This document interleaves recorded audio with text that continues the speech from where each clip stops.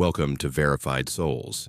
Tonight we honor the memories of those lost among the dust-choked streets and shuttered storefronts of Arizona's most haunted small towns through true stories that will challenge everything you thought you knew about safety in these forgotten places.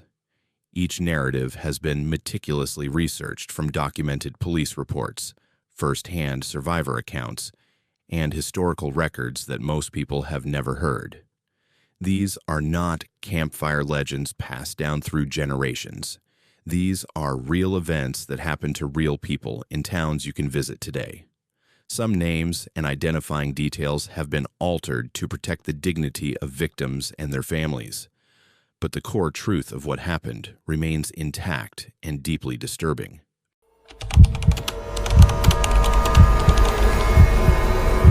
The Superstition Mountains have towered over the eastern horizon of Phoenix for centuries, casting long, unsettling shadows over the winding roads of Jerome, Arizona.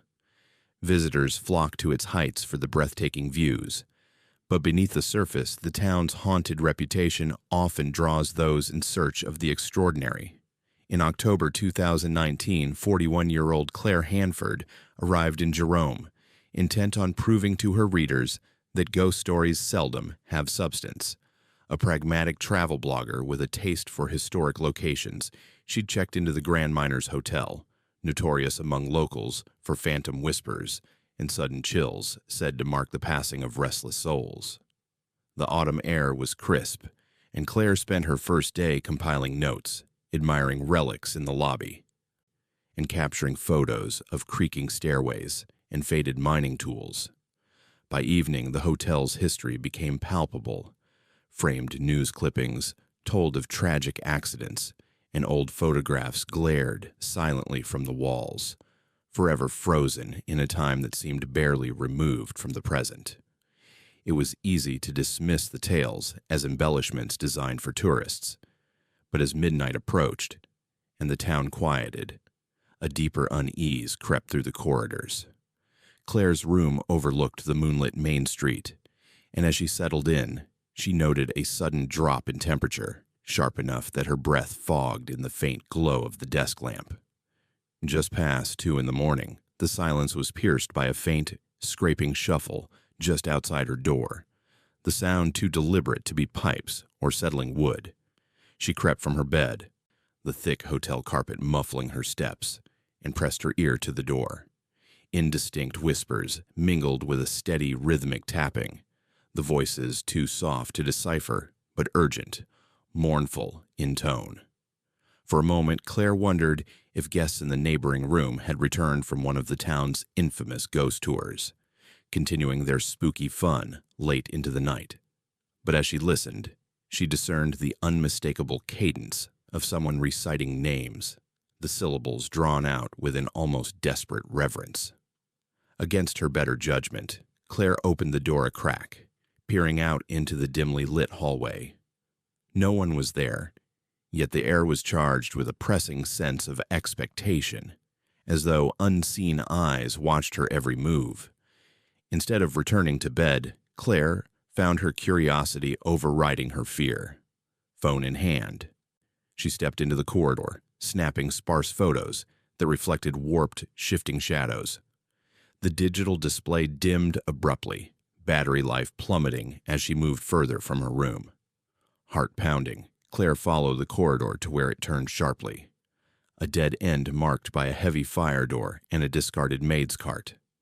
The whispers seemed to pool here, growing louder and clearer, and Claire raised her phone to record, but the device froze, refusing to respond to her touch. Suddenly, a dense cold enveloped her, and for a moment time seemed to stretch. A spectral shape materialized just beside the maid's cart, a miner filthy with dust, eyes hollow, mouth moving, as if to form words that never quite escaped into the waking world.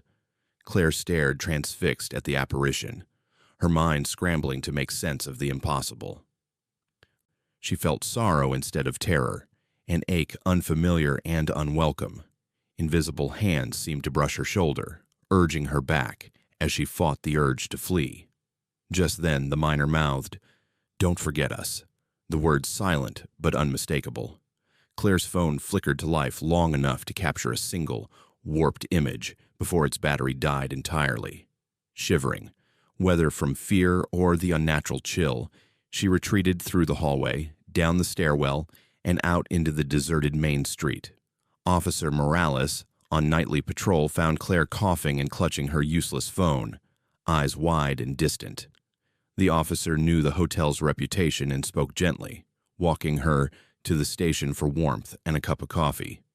Claire recounted her experience with remarkable clarity, and though the officer never voiced open skepticism, the town's archive logs confirmed more than a dozen similar incidents in the past year alone. Digital forensics would later reveal inexplicable shadows in Claire's photos, smudged figures that could not be attributed to faulty equipment or poor lighting. The next morning, the hotel manager confirmed ongoing complaints from guests about voices, inexplicable cold, and depleted cell phones. Local police had documented each case, doubting their veracity until the physical evidence mounted up. Historians recounted Jerome's legacy of mining deaths, sealing off corridors, long since responsible for spirits said to linger among their own personal artifacts. Back at home, Claire published her blog with renewed respect. She no longer dismissed the legends, she honored them.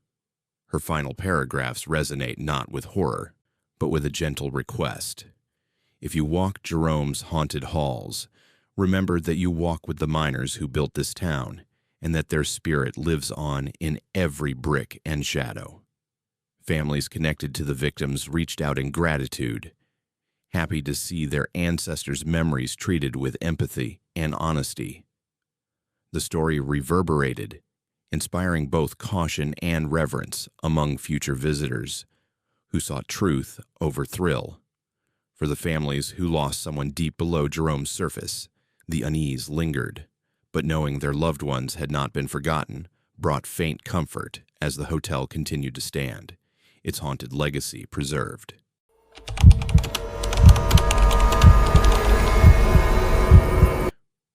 Winslow, Arizona is a town where the whistle of freight trains has shaped both the landscape and the local spirit for generations.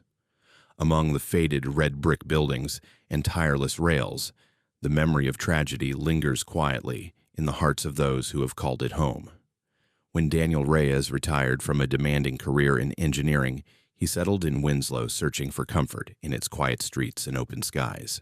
He was a man grounded in logic and routine, accustomed to the rhythm of locomotives rattling through the night, echoing the measured predictability on which he had built his life. Yet in this town, where the railroad defined existence and whispered its stories to those willing to listen, Daniel soon found structure was no defense against the unexplained.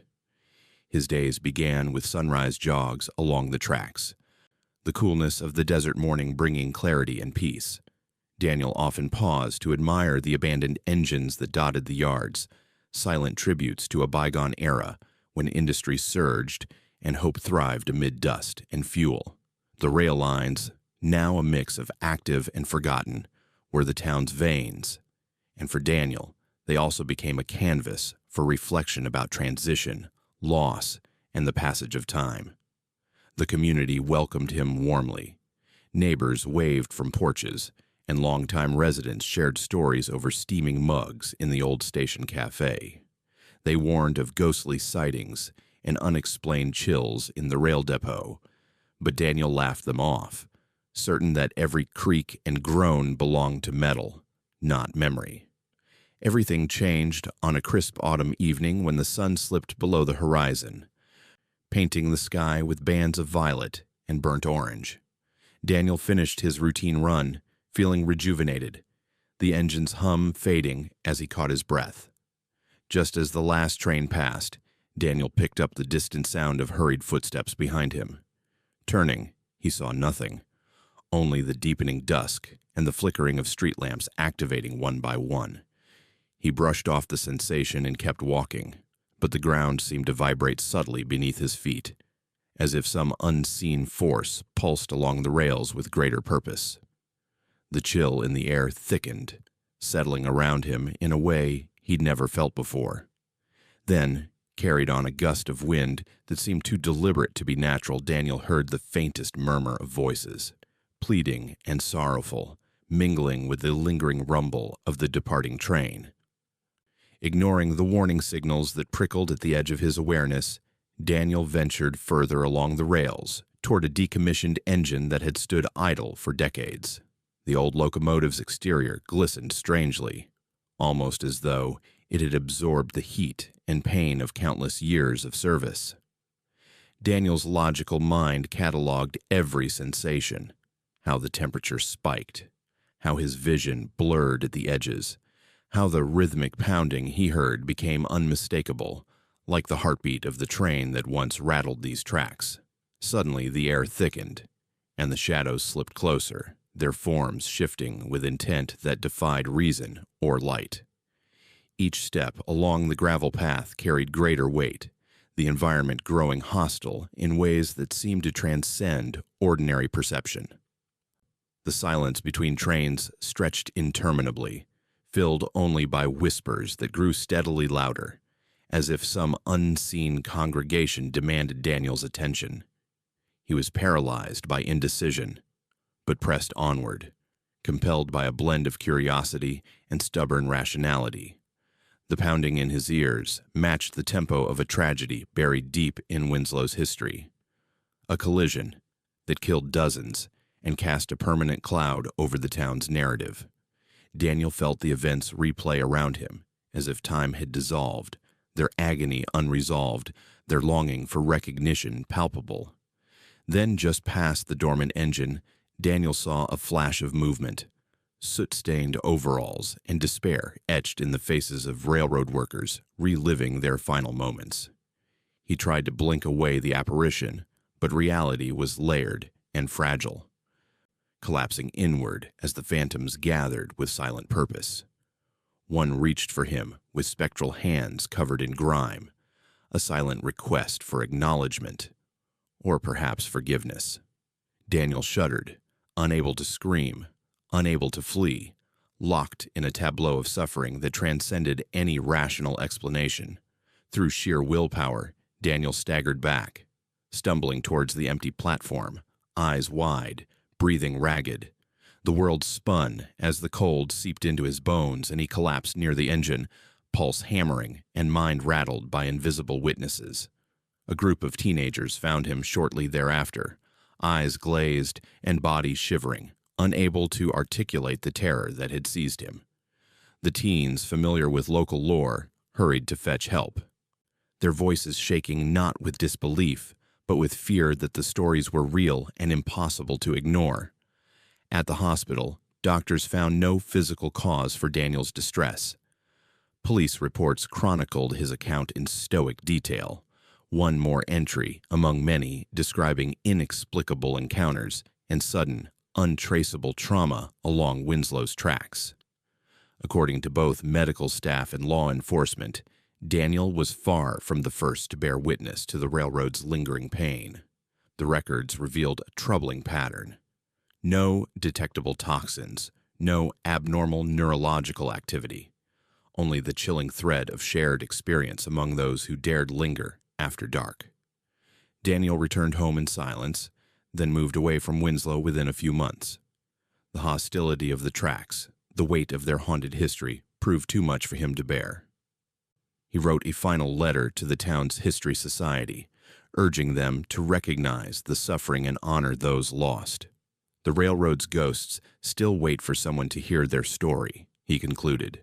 For those who remain in Winslow, Daniel's warning became legend, a caution whispered among friends and family, on nights when the trains howl and the air grows inexplicably cold.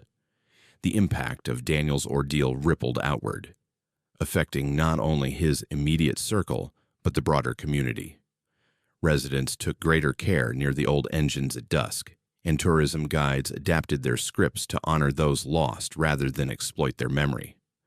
Daniel's legacy was one of empathy, a push to document tragedies, understand pain, and reflect honestly on the invisible burdens that shape a place. The phantoms along the tracks sought more than recognition. They sought peace, a spiritual release from the endless cycle of reliving their own demise. Winslow's identity as a railroad town deepened, but its inhabitants were forever changed. Conversations shifted away from brash skepticism and hollow debunking toward gentler inquiries. Historians expanded their research, weaving together police reports, survivor testimonies, and the odd, unexplainable phenomena that saturated Winslow's nights. Daniel's story ended not with closure, but with a lingering sense of responsibility, a collective hope that those who remain will continue to listen for the voices among the rails, offering respect and remembrance so that the souls of the lost may eventually find rest.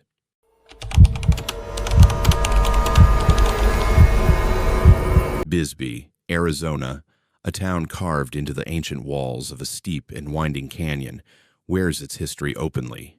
Copper mine shafts yawning darkly between Victorian houses, and legends swirling through narrow alleys like the evening mist.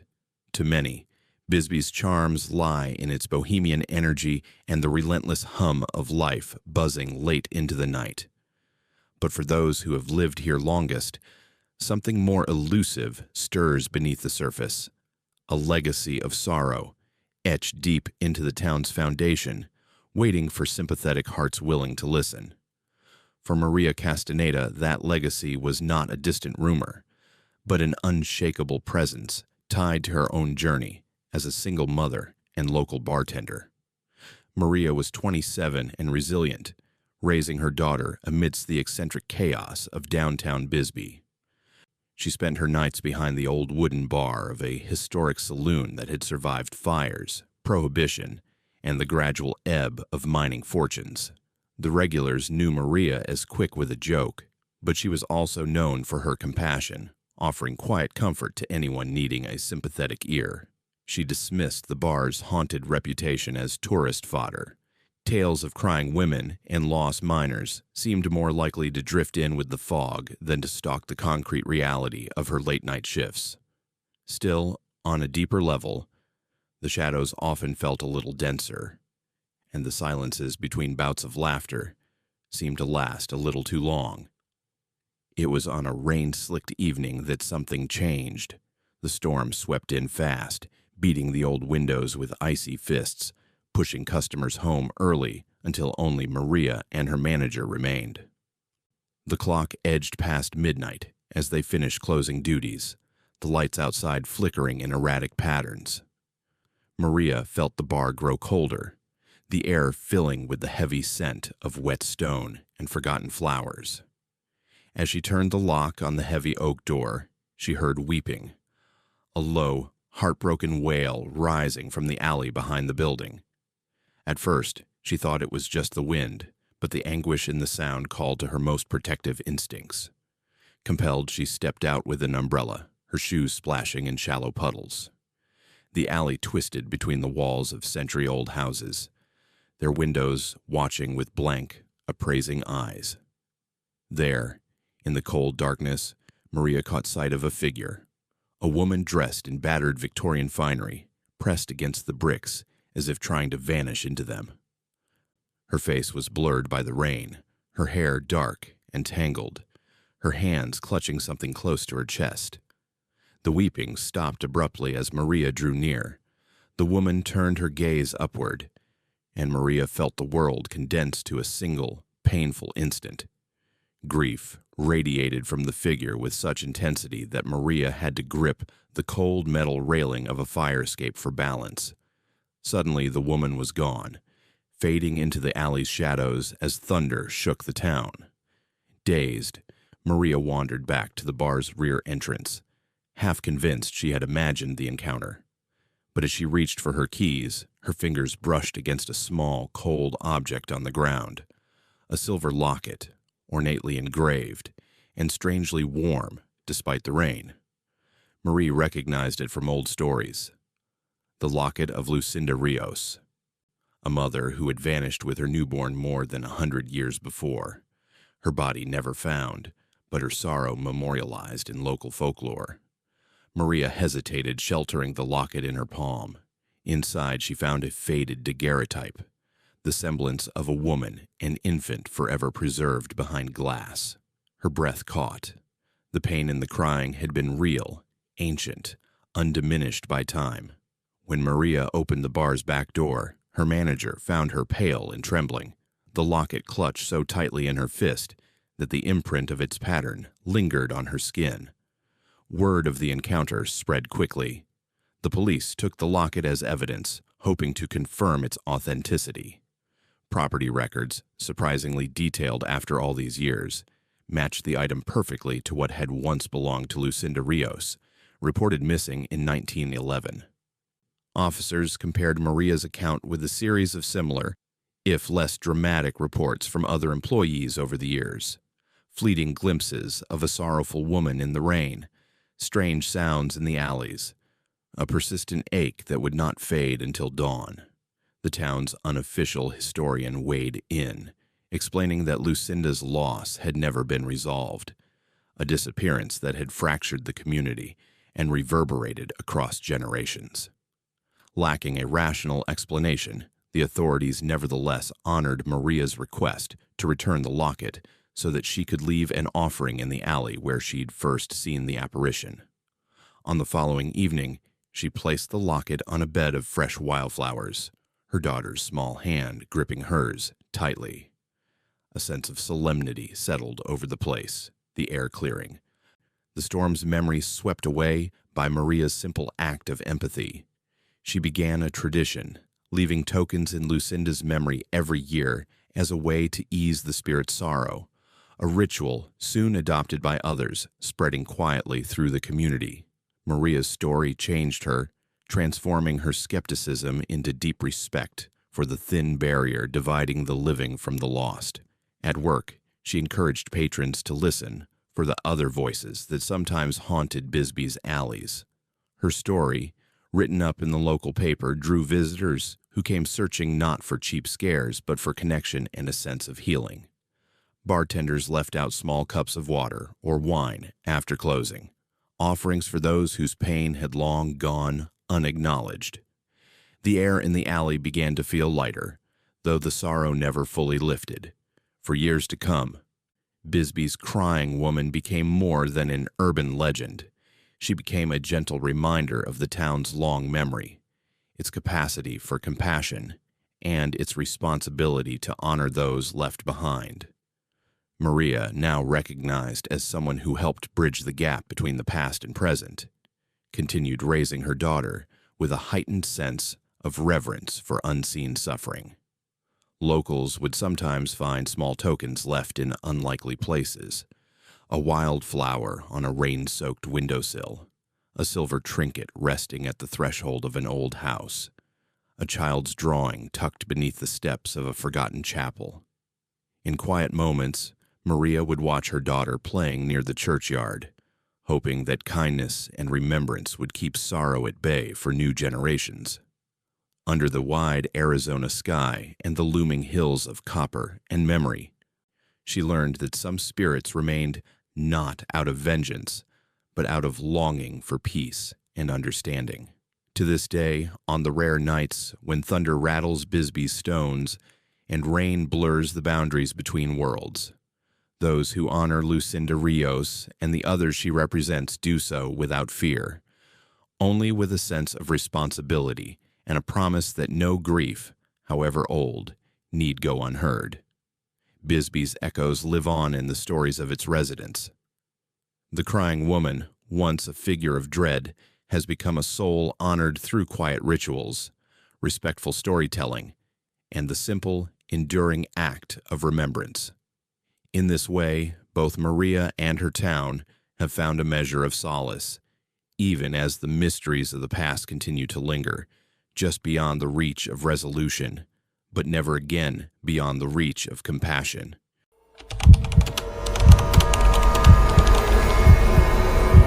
Yarnell, Arizona, is a town shaped by both fire and survival, a hillside community resting under wide skies, its memories forever marked by tragedy.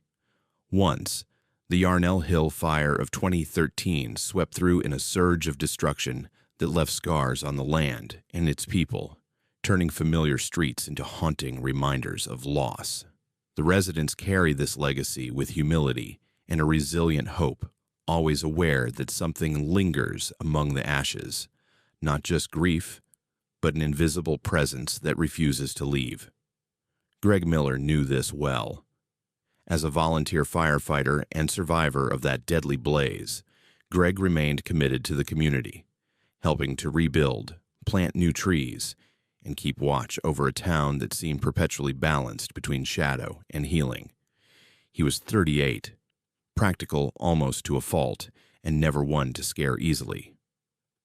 Greg had stayed in Yarnell after the fire, drawn by both obligation and a feeling that his own story here wasn't yet finished. The town's makeshift shelters and rebuilt homes whispered of renewal. The charred trees and quiet memorials reminded everyone what had been lost. For Greg, every patrol through the sun-baked streets brought both comfort and sorrow. A dual awareness echoed in the nervous smiles of neighbors he saw each day. It was during one such evening patrol that something shifted. The sun had faded behind the mountains, leaving Yarnell gripped by early autumn cold and a silence broken only by the distant hum of generators. Greg moved through the town with a sense of purpose, headlights sweeping the darkness in rhythmic arcs. He paused at the edge of a clearing patched with half-burnt stumps, scanning for signs of wildlife or stray embers. Routine, calculated, secure. Then, close by, the remains of a collapsed storage shed, he noticed two figures standing amid the silhouettes of ruined trees. They wore clothes that looked decades out of date, their faces strangely pale. But what struck Greg most were their eyes. Bottomless pools of coal black, reflecting no starlight, devoid of any typical childlike brightness. Both children stared at him with a flat, unnerving intensity and asked for help in voices just above a whisper, voices so unnatural that his heart stuttered in shock. Greg called out, but the children only tilted their heads synchronously, their movements eerily controlled. Around him, the air thickened, and a gust of wind sent a shower of ash floating across his boots.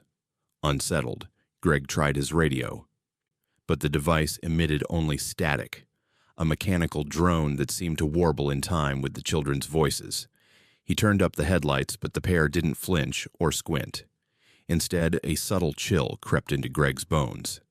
He moved closer, keeping the engine running, compelled by a strange mixture of duty and dread. The children did not respond to his questions. Their hands remained motionless at their sides, their lips parted, but their expressions unchanged. Across town, other volunteers began to report similar sightings. Fleeting glimpses of kids with empty eyes at the edges of their campsites, or odd patterns in the aftermath of burnt ground. Power would flicker without cause. Radios would fail in clusters. And, most alarming, the sense of isolation pressed in as if Yarnell's ghosts stirred awake. Greg attempted to ignore these growing tensions, but each evening the feeling worsened. Residents swapped stories, sometimes in hushed tones over coffee or on the phone late at night, about children appearing only to vanish when approached. Some claimed the apparitions would materialize near places where remains were discovered after the fire, always in silence, always with those impenetrable eyes. One evening, driven by both curiosity and concern, Greg retraced the steps of his first encounter, entering the blackened grove with slow, deliberate footsteps. As he did, a powerful sense of being watched overwhelmed him. The children appeared again, their figures barely touched by the remaining sunlight, as if they existed at the boundary between worlds. Greg addressed them softly, hoping for some sign of life or logic. But the only answer was a gentle smirk from the taller child, a smile that felt far older than his apparent years. Greg froze, whether out of fear or an unwillingness to disturb whatever mystery lay beneath those eyes. He could not say. A sudden cloud of ash descended, visibility plunging to near nothing. Greg closed his eyes instinctively. When he opened them again, the children were gone, and the clearing was silent, except for the beat of his heart. For the next hour he wandered without purpose, unable to orient himself, mind reeling with images that refused to fade. When other volunteers found him, he was standing glassy-eyed among the ruins, cold to the touch, unresponsive, and blank. They guided him gently back to camp, wrapping him in blankets and watching carefully until the color returned to his cheeks. Over the following days, Yarnell's volunteer team reviewed security footage from camp towers and traffic cameras. Strangely, every event coinciding with Greg's encounters triggered unexplained static and short, unexplainable outages. Radio logs recorded strange voices and interference, no sign of children present. Police interviewed Greg and several others, documenting their accounts with measured skepticism but growing concern. Yarnell had always been a place of subtle, supernatural whispers, but this convergence of events was new, unsettling in its specificity. According to official records, the children's descriptions matched those of two siblings who had perished during the fire, an unsettling coincidence that deepened the sense of loss and the need for closure. Greg's experiences did not break him, but he grew quieter, more introspective. He eventually left Yarnell, seeking peace in a neighboring town where the echoes of tragedy did not ring so sharply. He returned only once a year, leaving flowers by the memorial statue depicting children's footprints in the ashes, a gesture both humble and profound. Greg never recovered the full resilience he once possessed, but he became a symbol within Yarnell of what it means to bear witness to suffering rather than run from it. Among the survivors and their families, the story of the black-eyed children evolved. It was retold with care, emphasizing the lingering pain and the need to treat each memory with respect. The community adjusted. New rituals and days of remembrance grew, and the annual reading of the names of those lost was infused with special mention of the youngest victims. The black-eyed children became both a warning and a promise that the souls of the young, when acknowledged and honored, could find release. For Yarnell, the lessons of fire and spirit merged, shaping not just the physical terrain but the collective soul of the community. Greg's experience served as a bridge, a reminder that confronting sorrow makes space for healing, and that some presences linger not out of malice, but to find recognition and peace. In the balance between devastation and hope, Yarnell remains vigilant, honoring its lost children, trusting that compassion will one day allow every soul, no matter how briefly visible, to rest.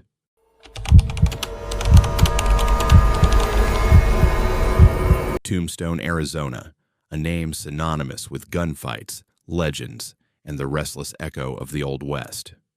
To the casual visitor, the town is a carnival of reenactments and costumed bravado, a place where past violence is reimagined for modern amusement.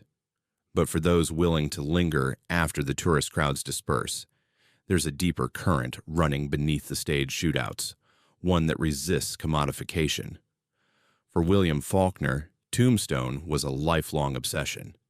At 63, William had the bearing of an old lawman, his eyes sharp with the knowledge of every documented unsolved death and every forgotten tragedy that haunted the town's alleyways and saloons. His retirement years were spent chasing the human stories lost to history, grieving for men and women doomed not by mythology, but by circumstance and violence. William knew the town's history was more than a litany of famous names or a backdrop for dusty dramas. He moved through Tombstone streets with the humility of someone aware he was merely a guest among restless spirits. His evenings were spent with battered notebooks in hand, filling them with research from court documents, coroner's records, and whispered confessions gathered from veteran bartenders and cemetery caretakers. The town's landscape transformed in the fading light. Shadows lengthened across boot-worn planks, and alleyways grew thick with cold silence, carrying memories that refused to fade. For William, true respect for Tombstone's dead meant shining a light on those too easily lost to legend. His investigation centered on a cluster of unsolved murders, all tied to the infamous barrooms near Allen Street. These unsolved cases spanning decades shared eerie patterns. Victims alone at night, last seen near alleys connecting the busiest saloons. William compiled every scrap of information, searching for connections the authorities had missed. Over years, he established patterns of violence and suffering that went uncounted by the tour guides. He wrote, unvarnished, about hardmen-turned ghosts and forgotten women slipping through the cracks of history. To William, the legends were distractions from the real sorrow that clung to Tombstone like desert dust. One chilly November night, William determined to retrace the last steps of a miner named Sam Calloway, found dead behind the Oriental Saloon in 1910. He followed the path sketched from old police reports, clutching a folder of yellowed crime scene photographs and handwritten statements. William moved slowly through the alley, the air thickening with each step, as if the town itself was holding its breath. He paused under a flickering gas lantern, reviewing the details. Sam's time of death, the angle of a broken wrist, the peculiar wound the papers called inexplicable. The alleyway swallowed all sound, leaving William with only the thump of his own heart to guide him. Then the temperature plummeted, a sudden wave of icy air rolling from the darkness, as if summoned by memory itself. William found himself enveloped in a dense, unnatural fog. Outlines blurred, and time seemed to slow. A sharp, guttural moan pierced the silence. In its wake came distant gunfire, echoing off the brick and stone with terrifying clarity. William spun as flashes of movement darted through the fog, ghostly figures in battered hats and frock coats, their features twisted in pain, reliving an endless cycle of violence. He gripped his notebook hard enough to crumple its edges. The apparitions swirled, gunshots ringing out, bodies slumping onto the ground before him, then springing up again as the violence rewound itself once more. A cold hand grasped William's shoulder. He turned and found himself face to face with an outlaw wraith, his eyes hollow with defeat, his mouth set in a grim line. The spirit's grip tightened, leaching warmth from William's bones. The vision burned itself into his mind with awful clarity.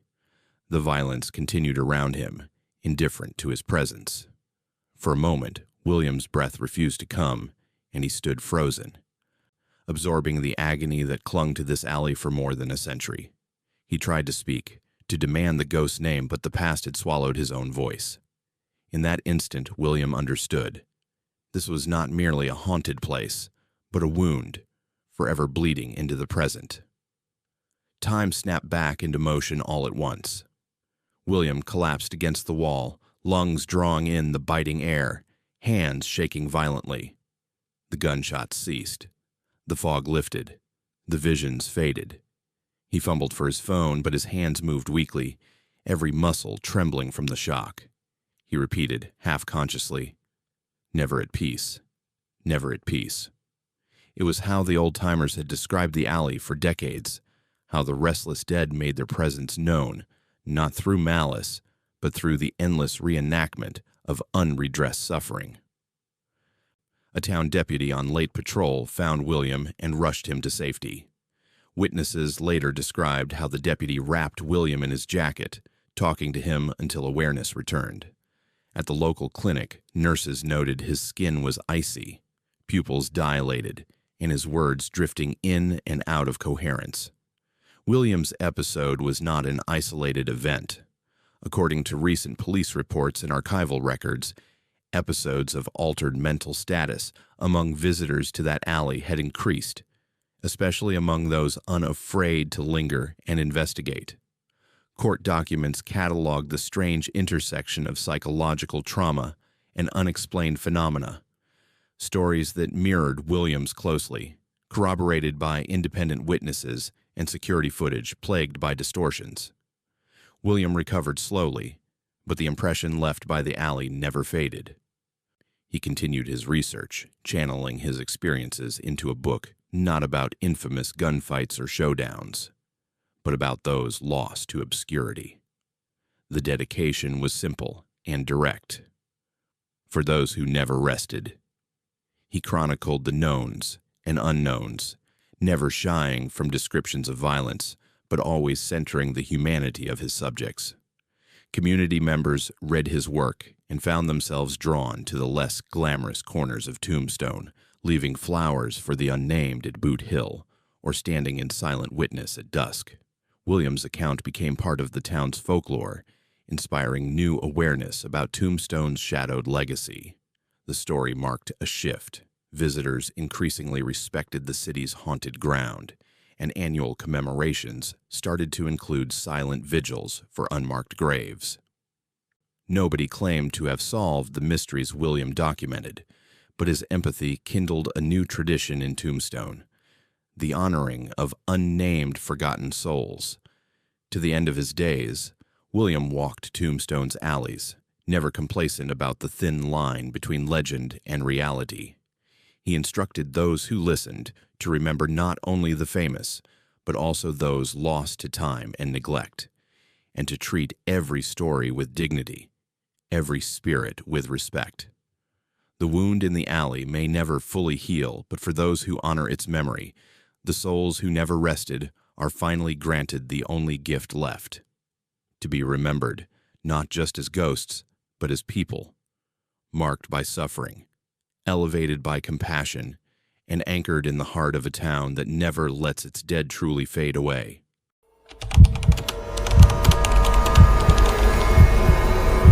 Gila Bend is a lonely outpost carved into the vast Arizona desert, its truck stops glowing through the night as beacons for those who make their living along the open road. The endless stretch of highway west of town is a borderland between worlds, day and night, civilization and wilderness, journey and destination.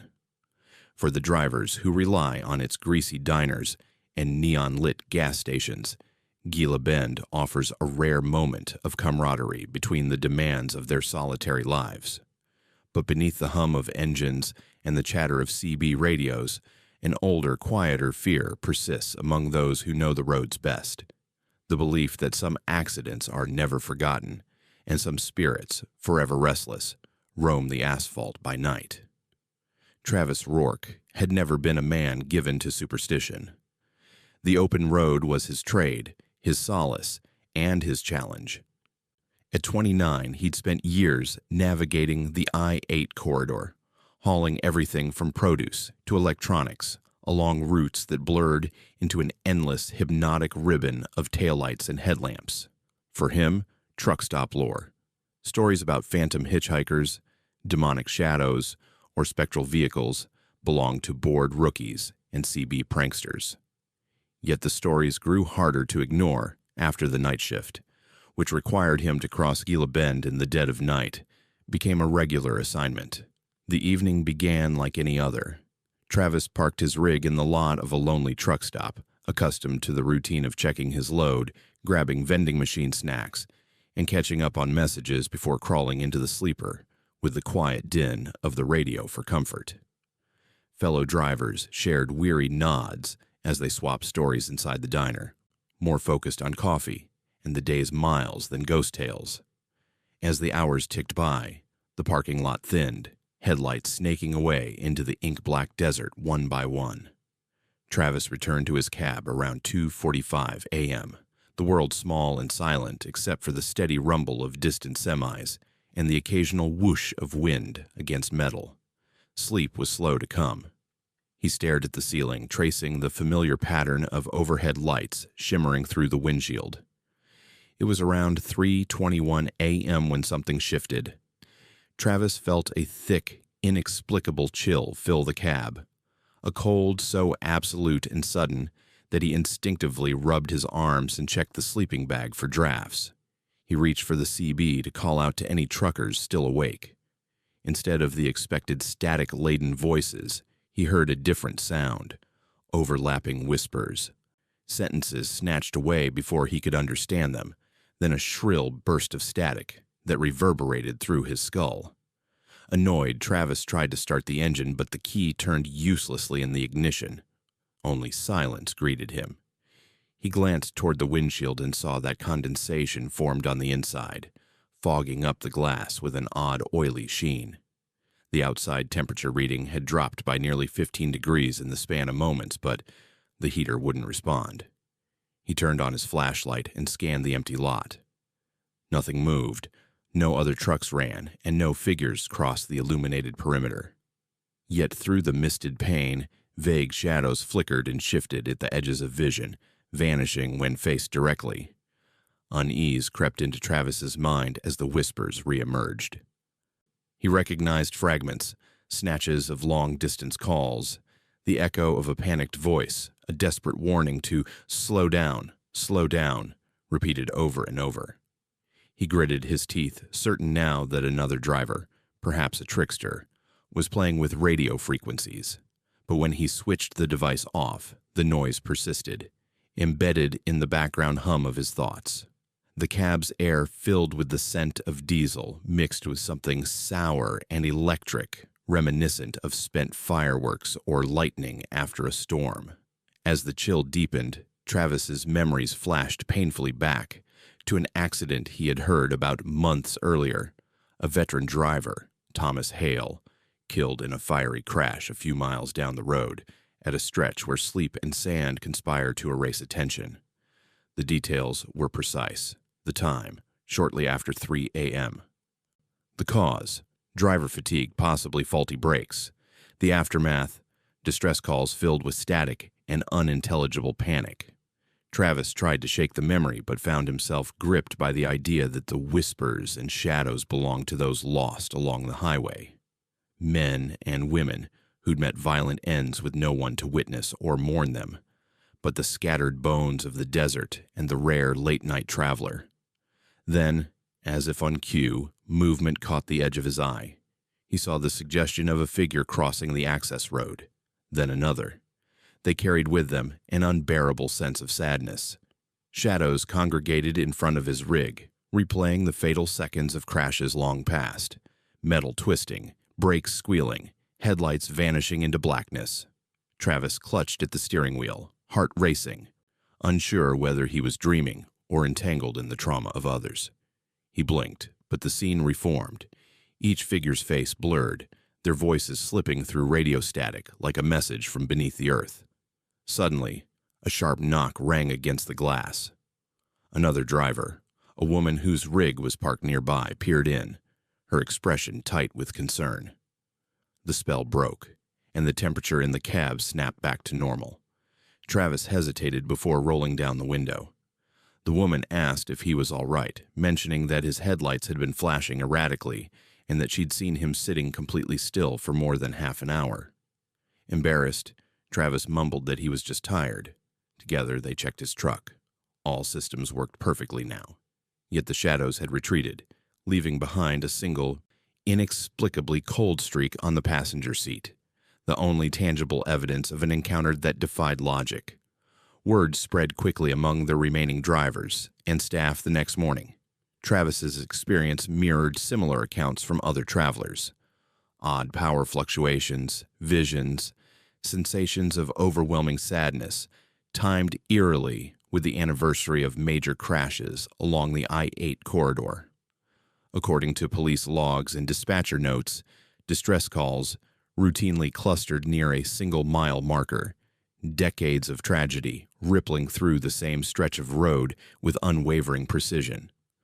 No one could explain the patterns, but local officers and investigators began to treat the stories with measured respect, cross-referencing times, weather reports, and radio logs in an attempt to bring order to the chaos. Travis's routine shifted after that night. He planned his routes to avoid Gila Bend whenever possible, choosing daylight runs and crowded lots over isolation and dark shadows. Yet, every year, on the anniversary of Thomas Hale's death, he found himself drawn back, driven not by curiosity, but by a newfound empathy for the men and women who risked their lives for a living. He began leaving flowers at the roadside memorial, a solitary act of remembrance for those who had not made it home. For Travis and those who heard his story, the lesson was clear. The lost do not always linger out of anger, but perhaps as warnings, reminders never to take a night on the road for granted. Over time, the lore of the Gila Bend truck stop gained a new significance among the brotherhood of drivers. The annual ritual grew, tiny offerings left at the memorial, silent tributes carried in the green glow of dashboard lights, tales retold over coffee at sunrise. The spirits of the highway were spoken of with newfound gentleness and reverence, as drivers who witnessed and remembered carried forward the spirits of the lost. The highway no longer felt empty. Instead, it thrummed with the invisible company of countless journeys, cut short but not forgotten. In the desert night, the lights of Gila Bend may flicker, but some part of the road will always belong to those who traveled it to the very end, never truly vanishing as long as someone, somewhere, remembers their names. For Travis Rourke and the men and women who still traverse those miles in darkness, the hope remains that honoring the lost with remembrance, caution, and respect brings a measure of peace and safety to all who pass through, now and in the years yet to come.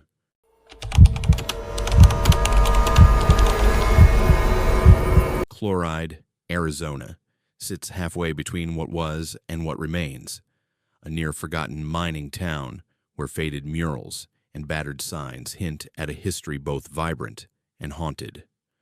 The desert dust covers everything in a perpetual sepia tone, turning abandoned classrooms and boarded-up storefronts into crypts for memories that refuse to die.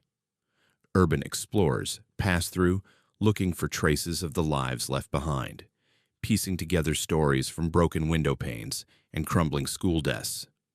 For Susan Mallory, the allure of Chloride was its promise of discovering closure, a chance to capture with her camera the invisible presence she'd felt since childhood, and give voice to those lost in silence. Susan was 36, a photographer and writer by trade, specializing in the haunted spaces wedged between civilization and decay. Her passion multiplied when her research brought her across newspaper clippings detailing sporadic disappearances that had dogged Chloride's history, stories that locals shared in whispers, the missing children, laughter heard where none played, possessions shifted from room to room without explanation. She spent her days wandering, the click of her camera marking each clue. With every image captured, a faded toy in a dusty corner, initials scratched into a desk. Her sense of unease in the vacant schoolhouse deepened. It was late on a windswept evening when Susan's resolve was tested. She'd set up in the ruins of what had once been the town's pride, a small school built for the miners' children, now a shell battered by time and neglect. Her journal overflowed with notes on cold spots and inexplicable whispers echoing through empty hallways. But science yielded no solid answers. Susan installed night vision cameras determined to record the truth. As dusk became midnight, she heard laughter drifting from the furthest classroom, a sound so light and genuine it seemed both out of place and out of time. Her hands trembled as she followed the sound, flashes of childhood memories invigorating and terrifying her. The laughter spiraled, punctuated by the thin scraping of what might have been chalk on the blackboard or tiny hands brushing against old books. Susan hesitated at the classroom's threshold and peered inside. There was no one, yet the temperature plummeted, her breath visible in the air. Objects, textbooks, erasers, a faded photograph shifted jerkily across the tables, as if pushed by unseen hands. The urge to flee tangled with her innate curiosity, and she stood transfixed. Each subsequent night, the phenomena intensified. Doors slammed with no wind, lights barely functional shuttered, and, most chilling, her carefully locked equipment sometimes appeared rearranged in the morning. Susan grew obsessed, sleeping little and reviewing camera footage, searching for evidence of what she felt but could not see. One night, as exhaustion threatened to overtake her, a new voice, gentle, bright, unmistakably a child's, called her name. She turned, and there he stood, a boy, translucent with eyes solemn and a smile tinged with longing. "Will you help me go home?" he asked, voice trailing off as if carried by the wind. In that moment, Susan's heart cracked open. She moved toward him, but the boy vanished. The world erupted with echoes of children's voices, snatches of songs never sung, questions never answered. She collapsed to the floor, overwhelmed not by fear, but by an overwhelming sense of sorrow, a wanting that went deeper than the missing children, deeper than even Chloride's history. When the voices receded, she found herself alone, moonlight slanting through broken windows, her camera blinking a red light in the darkness. The following morning, she reviewed the photos on her memory card. Among the dozens she had taken, several new images appeared, ones she hadn't shot herself. Each featured children, their faces blurred or faceless, pressed against classroom windows, hands reaching out as if to touch her. She ran her fingers across the printouts, feeling the spectral chill linger long after the sun had cleared away the night.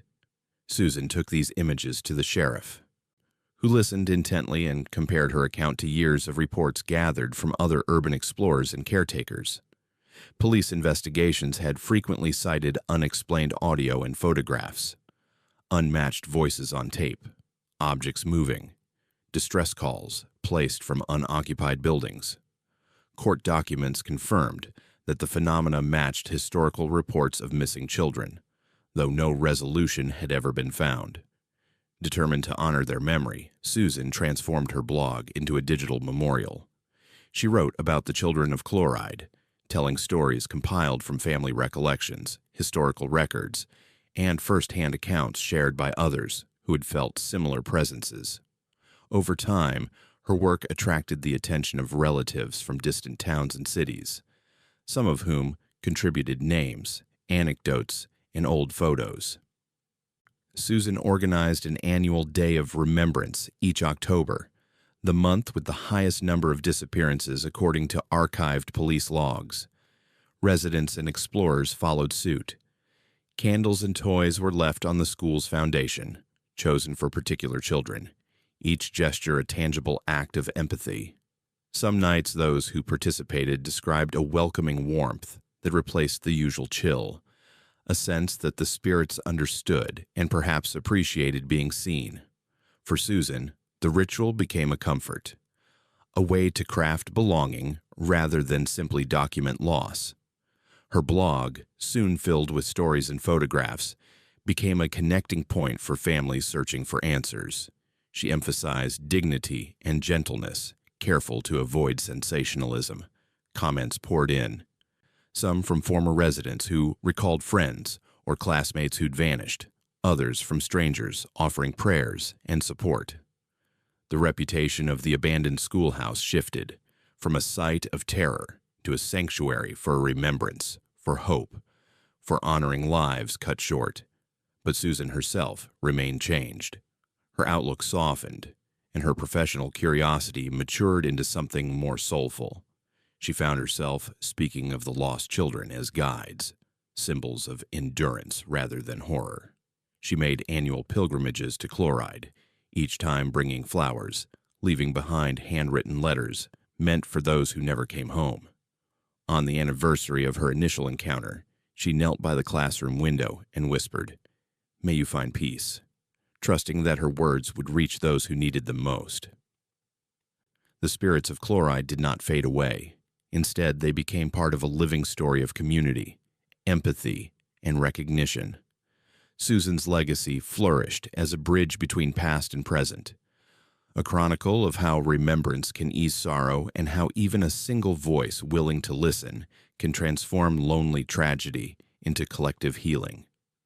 The abandoned schoolhouse still stands, its walls echoing not with fear alone, but with the promise that the lost will never again walk alone, their memory enshrined by those who honor, grieve, and hope. In the ongoing history of Chloride, the phantom child and his companions do not linger in vengeance but in longing, for understanding, belonging, and the peace only remembrance can bring. And for Susan and all who carry their stories forward, the lesson remains clear. The spirit lingers until it is truly seen, and healing begins with the gentle act of bearing witness.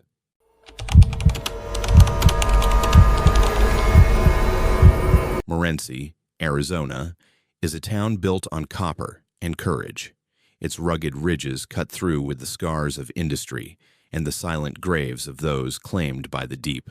Mining made Morenci's fortune and defined its daily rhythm, but beneath every shift and every shaft lies a history measured not only in tons of ore, but in the lives risked and too often lost. Among the labyrinth of tunnels and steel, folklore seeps into fact. Stories passed among workers of whispers echoing down the shafts, spectral shapes glimpsed at the edges of torchlight, voices in Spanish or Apache guiding or warning those who dare to listen. For Hector Ruiz, the mine was both a livelihood and, as he would soon learn, a place where the boundary between past and present is paper thin. At 31, Hector was a safety inspector, respected for his level head and methodical approach to risk. With a newborn son at home and a wife nervously supportive of his dangerous work, Hector had always relied on facts, safety protocols, checklists, and the rational comfort of procedure. Yet the weight of Morenci's history was never far from his thoughts. Memorial plaques at the entrance marked decades of disasters, cave-ins, explosions, entire teams swallowed by darkness. Their bodies sometimes never recovered. The local elders told tales of restless spirits who lingered underground, especially in the older sealed tunnels where the dead were said to wait. Hector listened with polite skepticism, convinced that diligence and respect were the true guards against tragedy.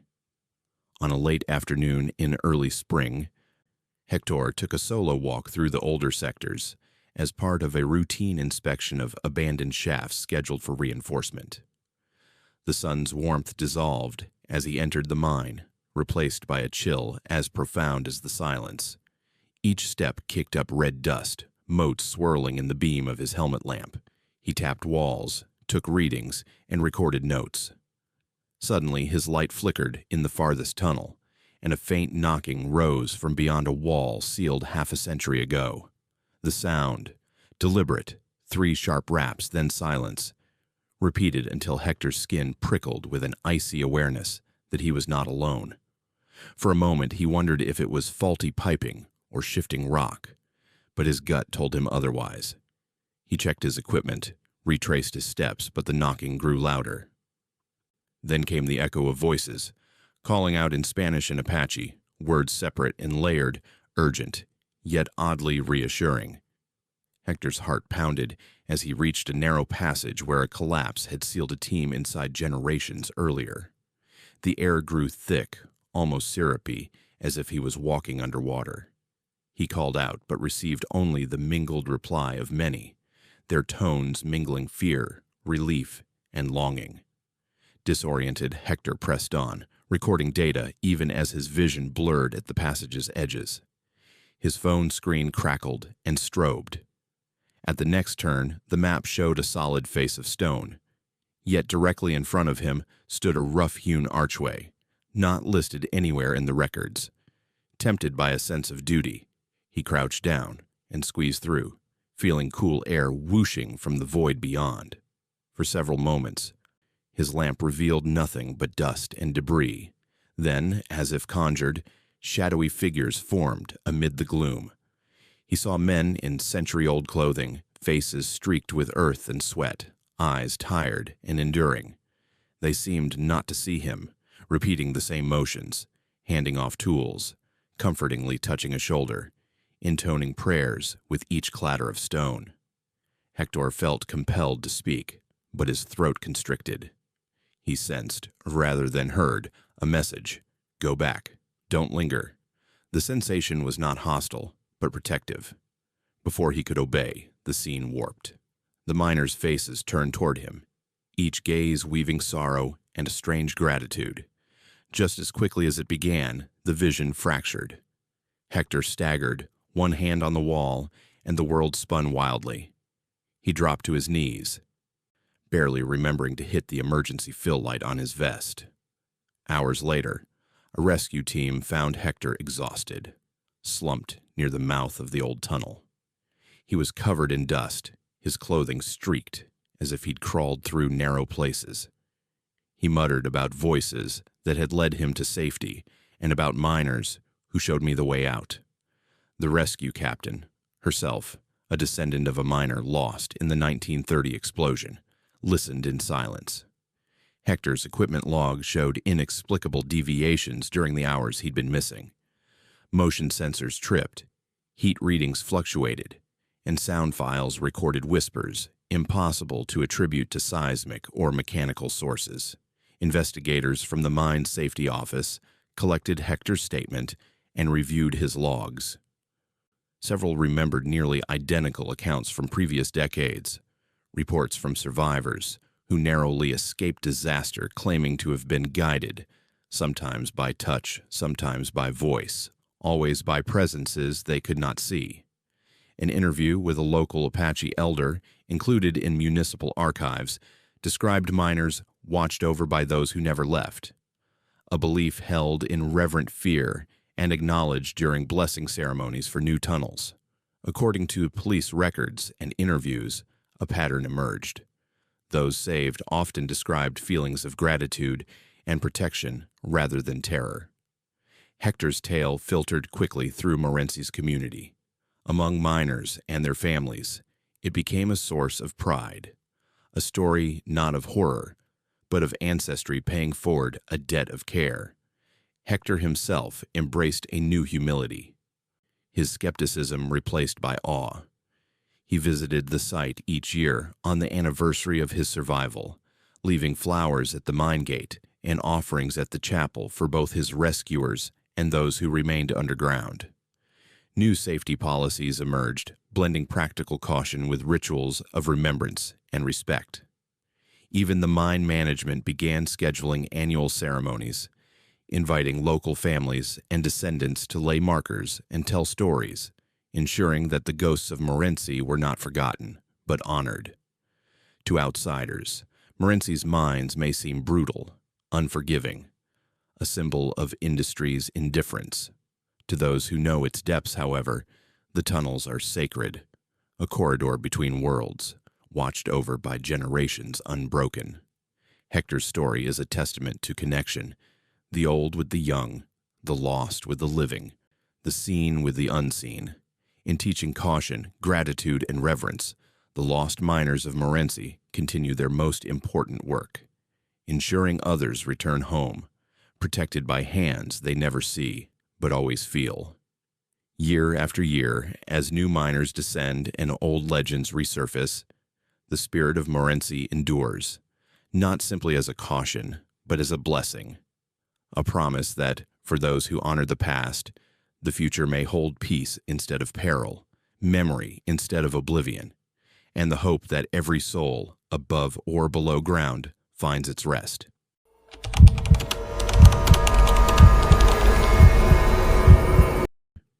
In the rugged canyons and lush grasslands of Santa Cruz County, Arizona, life moves at an unhurried pace, shaped by the rhythms of nature and the quiet echoes of history. The region near Patagonia is an oasis of winding creeks, thick mesquite thickets, and star-studded skies, a retreat for artists, researchers, and those seeking a gentler existence away from the glare of the world. Yet, even in this tranquil corner, stories of the unexplained linger like morning mist across the water.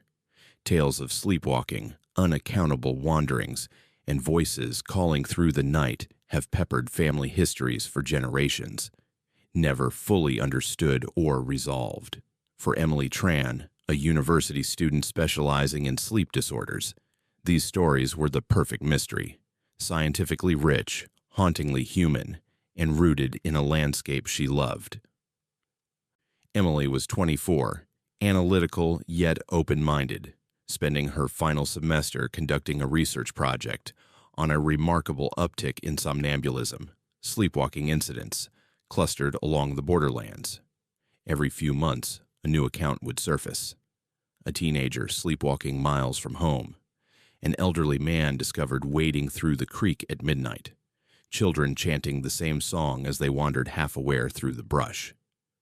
Police logs documented the oddity, and regional hospitals quietly tracked cases of unexplained nighttime injuries. The phenomenon had attracted just enough attention for the university to dispatch Emily and 2 professors to Patagonia for an extended field study. The team set up a base in an old ranch house, their equipment lined up along the windows, every bed monitored with sensors and cameras.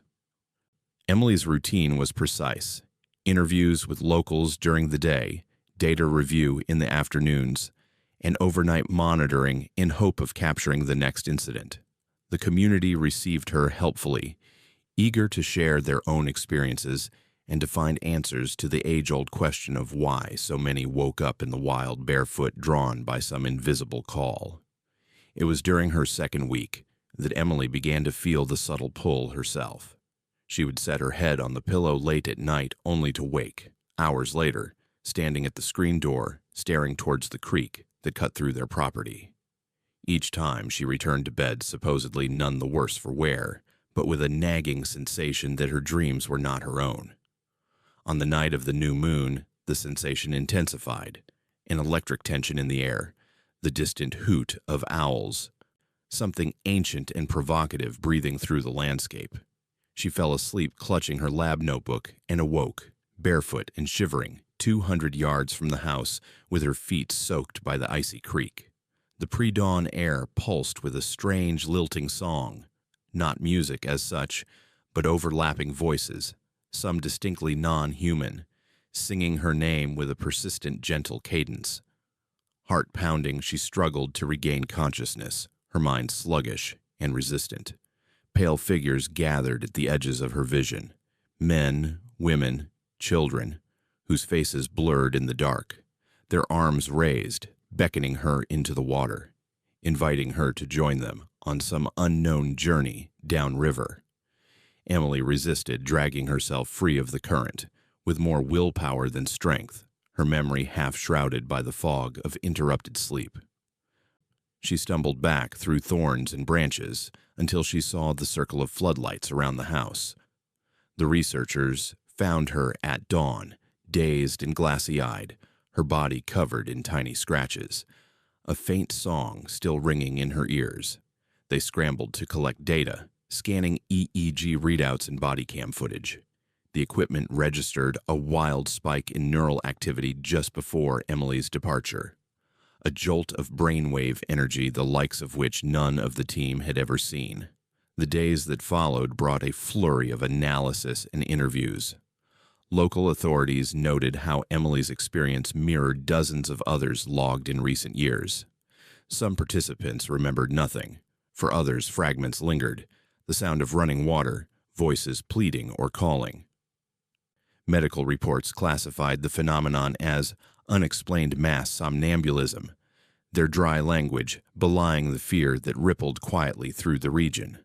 Tribal elders suggested the call was nothing new, an ancient cry of the canyons, meant to soothe or summon spirits, not necessarily to harm, but never fully safe for the waking world. Emily spent long hours listening to community testimony, collecting stories from mothers fearful for their children, old men who avoided windows at night, and bored teens who joked nervously about the song.